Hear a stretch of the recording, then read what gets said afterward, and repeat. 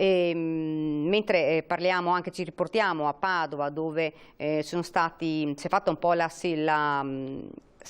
po' la situazione anche allo IOV con lo screening sui dipendenti. I contagi sono ridotti, hanno detto, ma il monitoraggio non si ferma. All'Istituto Oncologico Veneto oltre 5.000 tamponi effettuati sul personale e sui pazienti. Il rischio, dicono, è sempre in agguato, non abbiamo ridotto la sorveglianza, ha spiegato proprio ieri il direttore generale. Sentiamolo.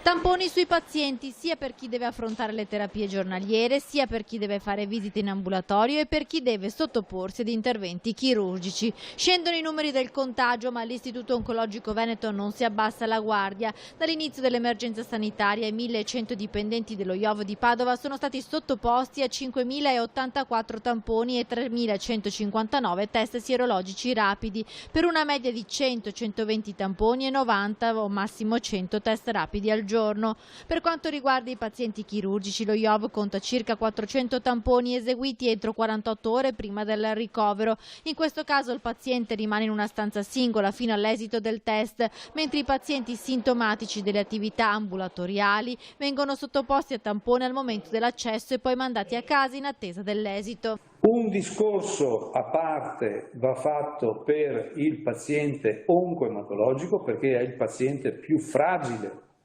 di tutti, e per questo tipo di paziente viene fatto sempre il pre-tampone, diciamo, prima della terapia. Per gestire al meglio i pazienti sono stati pensati anche dei braccialetti di colore diverso che vengono consegnati al momento del triage e dividono le diverse tipologie di percorso all'interno dell'Istituto Oncologico.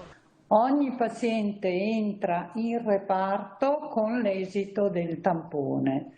Qualora per problematiche cliniche di urgenza, di non programmabilità ulteriore, questo non avvenisse, il paziente viene sempre gestito come se fosse un tampone positivo. Questo avviene sia nei reparti di degenza medica, sia per quel che riguarda le sale operatorie.